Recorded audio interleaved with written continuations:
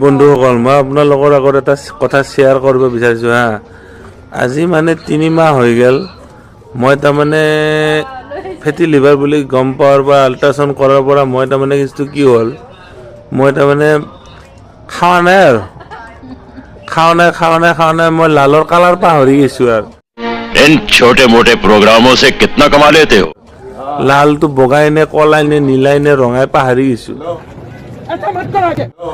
আজি কি হ'ল আজি মই ৱাইন শ্বপত গেলো ৱাইন শ্বপত যোৱাৰ পিছত বৈদ্য ভিৰ তাৰপিছত আৰু মই পইচা লৈ গৈছিলোঁ 500 টকা মই ভাবি আছোঁ চালা মই কি ব্ৰেণ্ড খাইছিলোঁ